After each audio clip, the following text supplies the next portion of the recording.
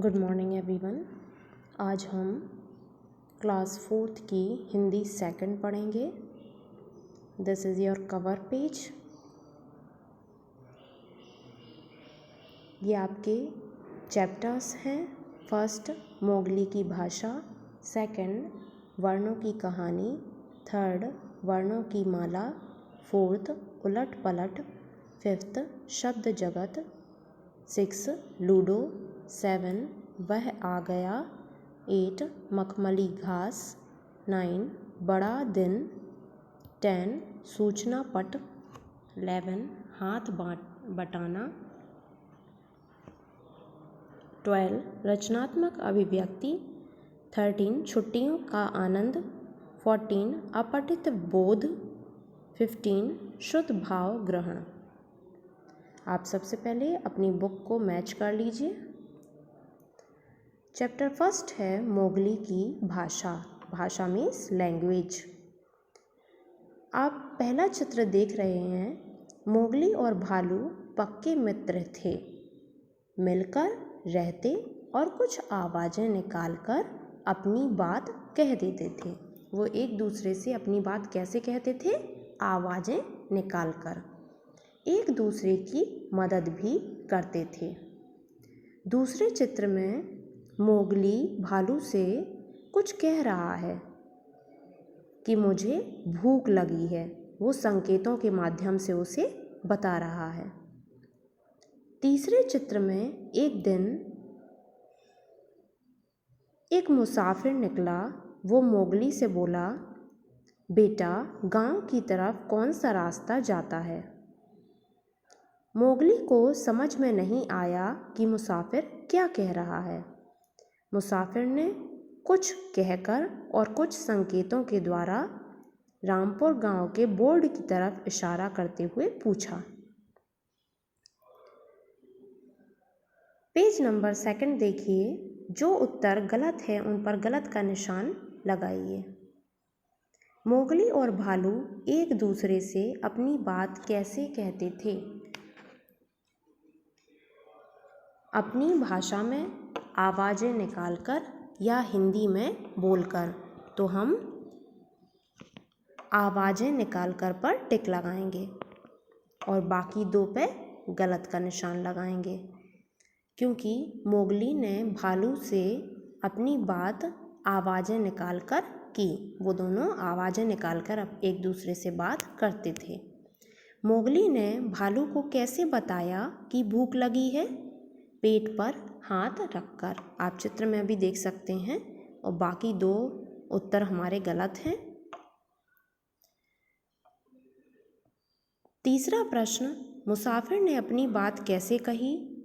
मुसाफिर ने अपनी बात कुछ बोलकर और कुछ इशारे से कही। बाकी 2 उत्तर गलत हैं, क्योंकि कुछ उसने बोलकर बताया मोगली को और कुछ इशारा रामपुर के बोर्ड की तरफ करके बताया।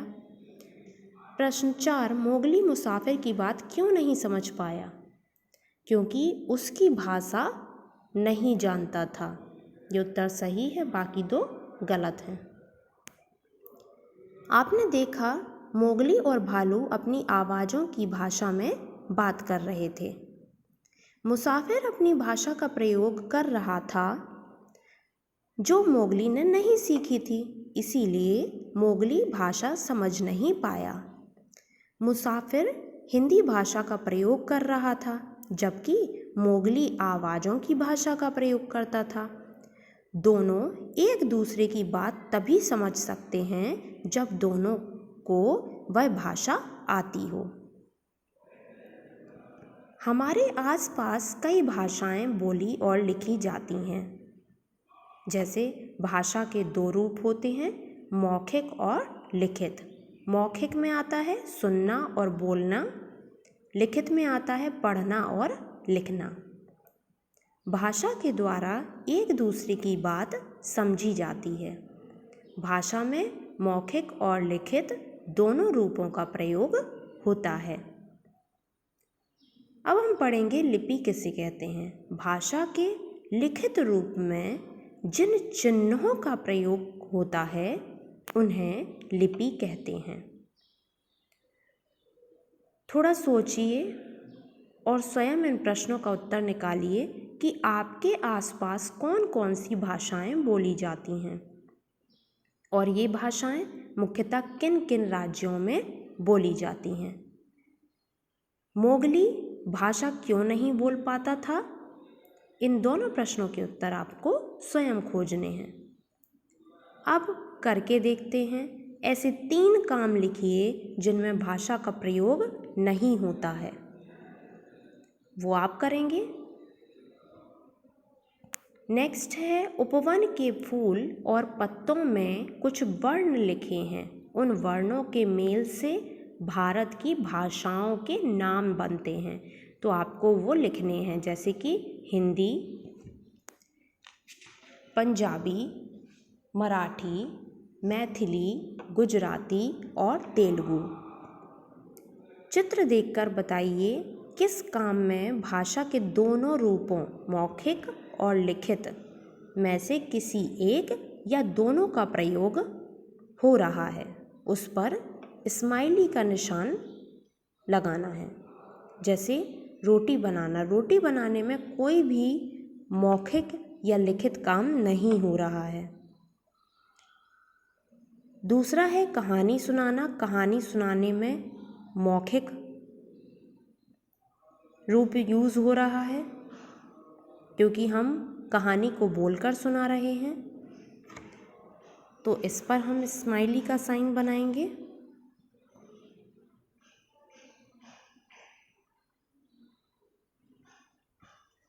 पौधों में पानी देना, पौधों में पानी देने में ना तो भाषा का मौखिक रूप यूज़ हो रहा है ना लिखित, ये काम हो रहा है। नेक्स्ट है चित्र बनाना, चित्र बनाने में भी भाषा का लिखित रूप यूज़ हो रहा है, तो इस पर स्माइली बनाएंगे।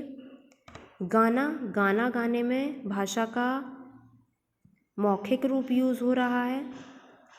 सूचना पट पढ़ने में भी मौखिक रूप यूज़ हो रहा है भाषा का। तैरने में भाषा का ना मौखिक ना लिखित किसी भी चीज़ का यूज़ नहीं हो रहा है। फ़ोन पर बात करने में भी भाषा का मौखिक रूप यूज़ हो रहा है। फुटबॉल खेलने में किसी भी भाषा का यूज़ नहीं हो रहा है। ओके, तो complete your work, complete your exercise and learn it.